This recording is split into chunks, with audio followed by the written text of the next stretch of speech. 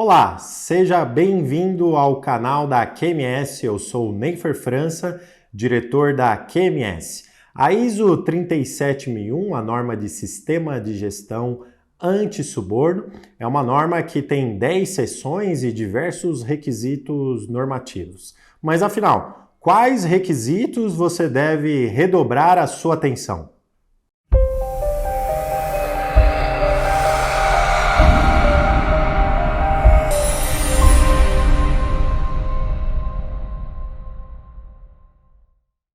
Bom, antes de a gente começar, não deixa aí de seguir a QMS nas redes sociais, me seguir também na minha rede social, LinkedIn, Instagram, curtir o vídeo, assinar o canal, porque assim você recebe novidades sobre todo esse conteúdo gratuito que a gente oferece aí para vocês em relação a sistemas de gestão, especificamente sobre sistema de gestão anti-suborno, compliance e outras normas que pode aí agregar conhecimento para você.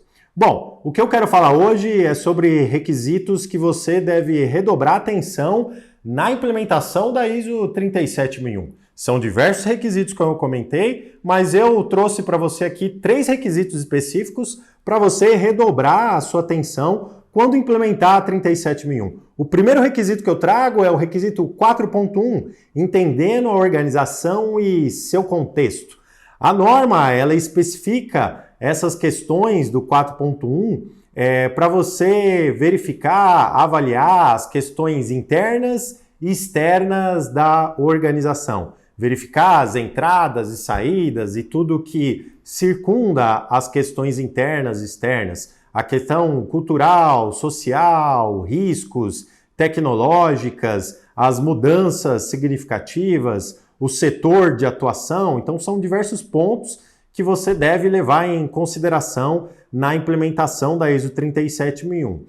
Na minha modesta opinião, esse é o requisito mais importante da ISO 37001, porque é nele que você vai avaliar o contexto da sua organização para iniciar a implementação do sistema de gestão, seja num processo específico de implementação interna ou utilização por meio de uma consultoria. Você vai fazer toda essa avaliação dentro da estrutura da organização, pontuando cada questão específica em relação à ISO 37001.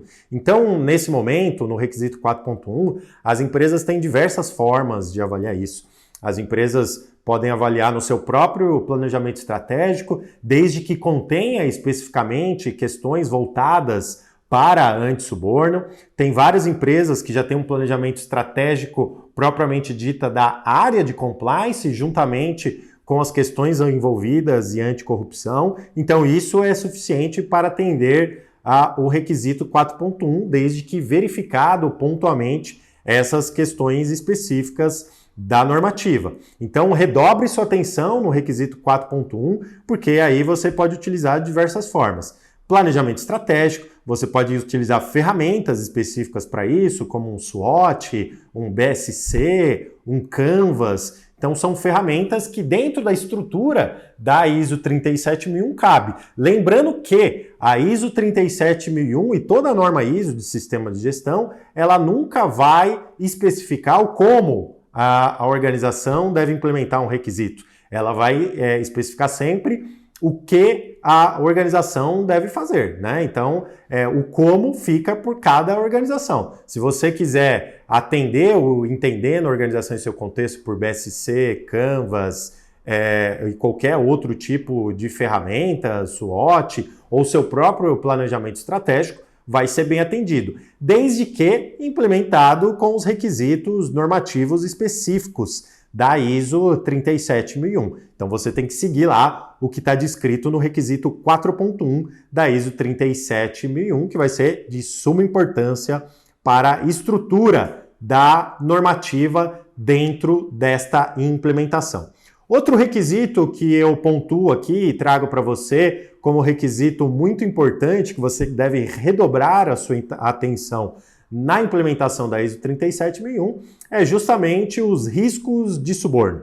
Nesse requisito, na mesma seção 4, especificamente o requisito 4.5, ele estabelece que a organização deve avaliar os seus principais riscos de suborno em decorrência do seu escopo e as suas atividades organizacionais.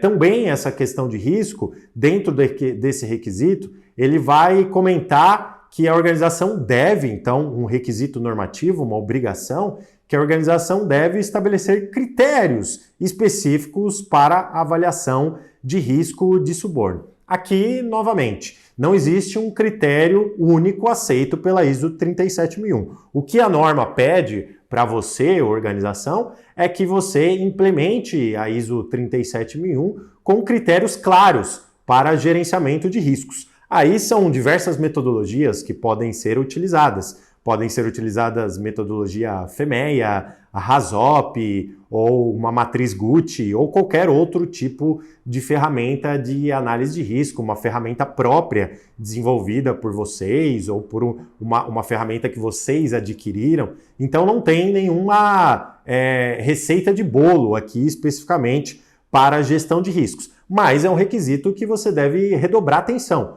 justamente para entender especificamente essas questões envolvidas com os riscos de suborno.